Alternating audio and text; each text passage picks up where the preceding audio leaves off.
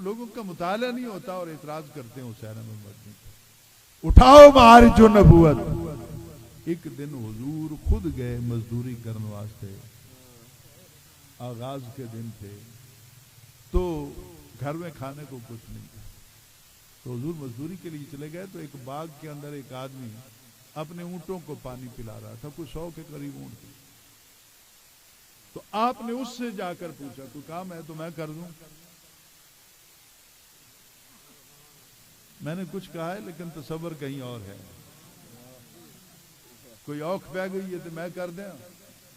ابھی بھی آپ نہیں سمجھ سکے، میں کام کر دوں؟ اس نے کہا جی کر دیں۔ ایک ڈول آپ نکالیں گے تو ایک خرما، ایک کھجور مزدوری نہ، تین کھجور ایک ڈول۔ وہ عرب کے کنویں بھی بڑے گہرے ہوتے، پھر 100 اٹھانوں پانی پلانا۔ اب نبی پاک نے تیسرا ڈول جب ڈالا، نکال لیا، چوتھا ڈول ڈالا تو رسا ٹوٹ گیا۔ اب شاید میری سر نہیں ہے لیکن میرے دل کا درد تو ہے۔ جب رسا ٹوٹ گیا، ڈول گر گیا، وہ آدمی جاہل تھا، حضور کا واقف ہی نہیں تھا، عرابی تھا، باہر سے کہیں آیا تھا، اس نے آؤ دیکھا نہ تاؤ دیکھا۔ میرے پاس الفاظ نہیں ہیں، میں کہہ نہیں پاؤں گا، اور صرف کہنا ضروری بھی ہے کہ آپ کو بات اس طرح سمجھنی ہے۔ اس نے آ کے پتہ نہیں کیا کچھ کہا، حضور چپ کر کے کھڑے رہے۔ بالآخر اس ظالم نے ہاتھ اٹھایا اور حضور کے چہرے پہ تماچا مار دیا۔ حضور نے کہا یار ناراض کیوں ہو گئے، اتنے ناراض کیوں؟ پھر بھی آپ نے غصہ نہیں کیا۔ انہوں نے کہا ڈول کون نکالے گا؟ آپ نے نیچے پانی کی طرف صرف دیکھا تو پانی اوپر آیا، ڈول بھی باہر آ گیا۔ اور دوسرا منظر آپ کو دکھاؤں کہ جب حضور پانی پلانے کے لیے کنویں پہ گئے تو ہر اونٹ پہلے تو ادھر ادھر بکھرے ہوئے تھے، جانور تھے نا، ہر کسی کی کوشش تھی کہ میں پہلے پیوں۔ جب حضور آئے نا سب لینے لگے کہ سونے دی بے ادبی نہ ہو جائے۔ تو اس طرح تیسرے ڈول پر اس نے تماچا مار دیا۔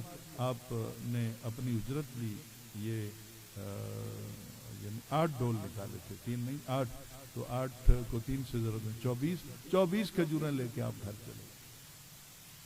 نہ کوئی واقفیت، نہ کوئی تعارف، نہ کوئی گل، نہ بات، لیکن ضمیر تھا نا اندر اس آدمی کے ضمیر نے اس کو جھنجھوڑا، یار ایڈا سونا، اتنا با اخلاق، اتنا مہربان، تو نے تماچا مار دیا۔ اس نے زمانہ جہالت کے وہ تصورات کے مطابق اپنے ہی تھیلے سے خنجر نکالا اور اپنا ہاتھ کاٹ دیا۔ ایڈے سونے دے منہ دے ہوتے جڑا ہاتھ، اس نے اپنا ہاتھ کاٹ دیا۔ اب تکلیف تو ہوئی، بلڈ خون نکلنے لگا۔ اب اس نے سوچا کہ یار وہ میری غیرت کا ایک مسئلہ تھا، میں نے کر لیا، چلو کسی حکیم کے پاس چلتا۔ وہ نکلا، کٹا ہوا ہاتھ اس نے پکڑا ہوا تھا، ہائے ہائے کرتا ہوا جب مدینے میں داخل ہوا تو جدو نصیب یاوری کر دیں جاگ دیں تو سامنے صدیق اکبر مل گئے۔ اس نے کہا کوئی طبیب حکیم ہے جو میرے زخم کا علاج کر دے، میرا ہاتھ جو زخم کا علاج کر دے؟ آپ نے کہا ہاں، ایک ایسا طبیب ہے جو زخم کا نہیں ہاتھ کا بھی علاج کر دے، ہاتھ بھی تیرا ٹھیک ہو جائے۔ وہ کتنے رہتا ہے، لیکن پہلے تو مجھے یہ بتا کہ یہ ہاتھ کٹا کیسے؟ انہیں وہ ساری کہانی سنائی۔ صدیق اکبر روندے رہے۔ وہ نشانیاں ساری حضور کی تھی نا جو بیان کر رہا، آپ کی آنکھوں سے آنسو جاری۔ بالآخر آپ نے کہا اس طرح کر، وہ جو سامنے دروازہ ہے نا اس دروازے پہ چلا جا، اتھے ہی وہ طبیب راندن، اتھے ہی وہ حکیم راندن، دروازہ جا کے کھڑکاویں، انشاءاللہ تو خالی واپس نہ آ۔ وہ دروازے پہ چلا گیا، دروازے پہ جا کے دستک دی یا آواز دی تو حضور گھر سے باہر تشریف لائے، اور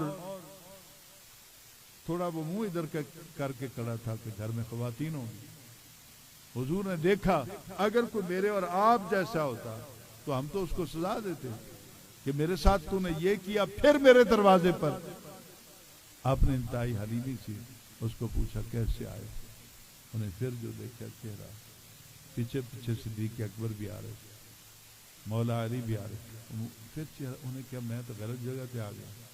وہ جس دے چہرے ہوتے میں تماچا مارے اسے دے بوئے دے ہوتے آیا کھلو. اب کہیں یہ لوگ مجھ سے بدلہ نہ لے. تو اس کا بدن کانپنے لگا. حضور نے کی ارشاد فرمایا. حضور نے آخیا وہ بدلیاں والے ہو رونے. کیسے آئے ہو؟ گھبراؤ مت, اب تم محمد عربی کے مہمان ہو.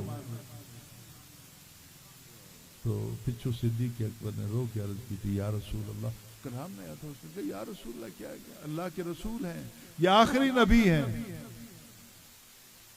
ہاتھ دیکھا تو حضور نے ہاتھ کو اس طرح پھر جوڑ دیا. نہ شریانیں ملائی نہ کچھ ملایا. بہت مشکل ہوتا ہے یہ دوبارہ جو اس طرح ملا کے اوپر ہاتھ پھیرا. اشہد اللہ الہ الا اللہ وحدہ لا شریک لہ پڑھ کے آپ گھر جانے لگے. تو انہوں نے پیچھے آواز ماری. انہیں کیا سونا ہاتھ ہی جوڑ دے ہو یا دلانوں بھی جوڑ لے دے ہو.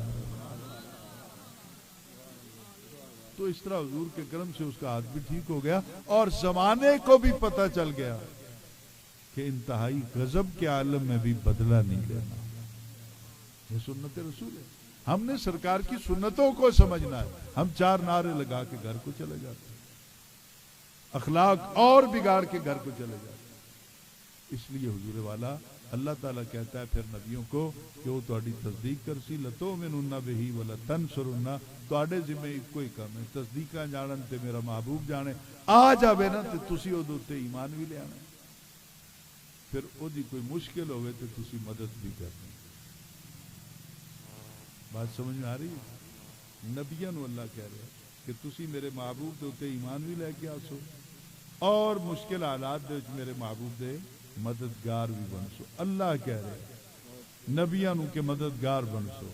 اللہ کہہ رہے ہیں تو انہوں کوئی سمجھ نہیں. میرا خیال ہے اور ننگر نو دیر ہو رہی ہے, میں بس کرا. اللہ کہتا ہے کہ تم تو نبیوں نو تے رب نے مددگار بنا کے بھیجا. تو مانگ نہ مانگ, تیری مرضی علی گل. لتؤمنن بہ, تم ضرور ان پر ایمان لاؤ گے. اچھا میرے تو آڈے علم تو کوئی نہیں جاتا. اللہ تو جان رہا نا کس نے پہلے جانا دنیا کو, کس نے بعد. اللہ دے علم اسی نا کہ جب میرے نبی دنیا میں جائیں گے یہ سارے تو قبروں میں پڑے ہوں گے, تو ایمان لائیں گے, مدد کریں گے. تو یہ دو چیزیں ثابت ہو گئیں. وہ چاہے تے مرن تو بعد بھی ایمان لے آن دی توفیق دے سکتا ہے, جو نبی پاک دے والدین دے بارے کی روایت. اور دوسری بات یہ ہے کہ اللہ تعالی نے یہ بھی بتا دیا کہ تم مدد کرو گے, ہو گے مزاراں کرو گے مدد. تو پتہ چلا کہ جو مزاروں میں ہے نا, اگر اللہ کے محبوب ہیں تو مزاراں چ رہ کے بھی تہاڈیاں مشکلاں آسان کر سکتے. اللہ تعالیٰ میرا اور آپ کا حامی و ناصر ہو. اللہ تعالیٰ نبی کے میلاد کا صدقہ بے اولادوں